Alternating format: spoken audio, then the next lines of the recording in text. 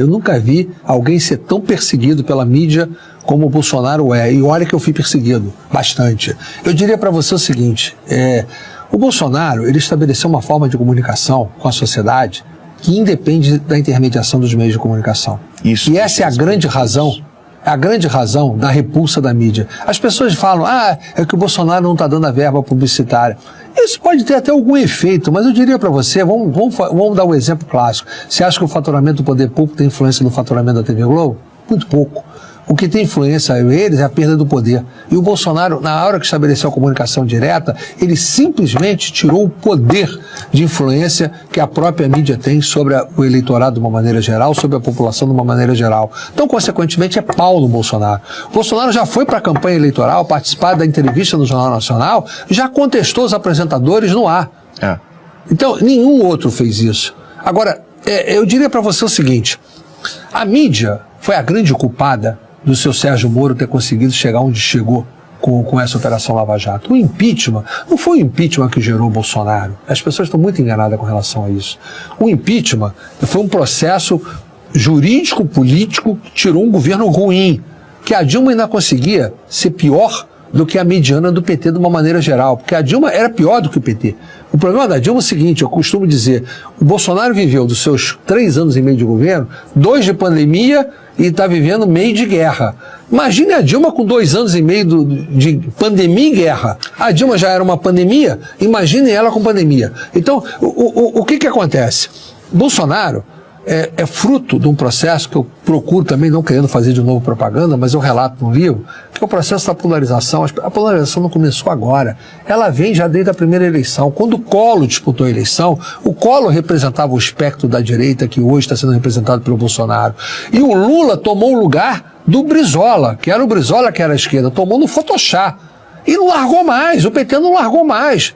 Aí com o Fernando Henrique tomou o lugar do Collor pelo impeachment do Collor, essa que é a verdade, o PSDB tomou, e o Bolsonaro tomou o lugar do PSDB, porque esse processo da Lava Jato, ele acabou com o PSDB naquele momento também. Quando teve aquelas denúncias contra o Aécio naquele momento, aquelas imagens, aquela coisa toda, o PSDB sofreu com aquilo. Não tô dizendo que é justo ou injusto, não quero entrar no mérito. Eu estou falando do termo de deterioração da imagem pública. Então o Bolsonaro, naquele vácuo, ele conseguiu ser o anti-PT, que o PT nunca deixou, com o Lula na cadeia, que eu acho que foi um grande erro, que o Lula tinha que ter disputado a eleição em 2018, tirar o Lula da eleição foi um erro, o Lula não teria ganho aquela eleição, o Bolsonaro ganharia do mesmo jeito, e nós teríamos diminuído muito a polarização política que está havendo hoje depois da eleição do Bolsonaro. Era muito importante que o Bolsonaro tivesse derrotado o próprio Lula naquela eleição. Agora ele virou como vítima, por isso é que aparentemente ele está assim como um resgate. Naquele momento ele ia enfrentar dentro da discussão daquele processo. Não ia ganhar a eleição, não havia a menor possibilidade de não ganhar a eleição do Bolsonaro.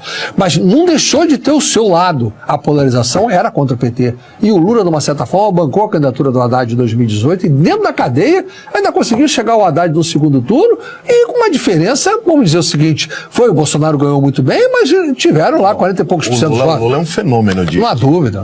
Porra, mas é porque ele representa essa polarização, entendeu? Mas só que ele e nós temos 1/3 do PT, 1/3 que está o anti-PT e 1/3 que vai voar no momento.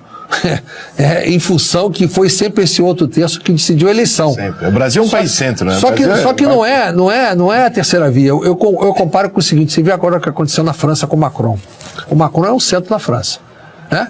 E ele venceu a eleição quando ninguém queria ele. Por quê? Porque lá na França é diferente. Lá eles não querem que a polarização ganhe.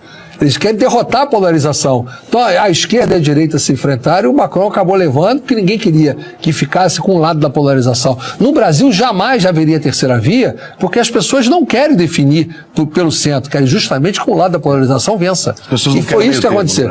Não querem. Embora quem decida seja o eleitor do meio termo, mas acaba indo para um lado, ele opta por um lado da polarização. Ele não vai para o centro para ser alternativa à polarização. Reclama da polarização, mas leva ela ao extremo. Leva ela ao extremo. Porque ele decide a favor de um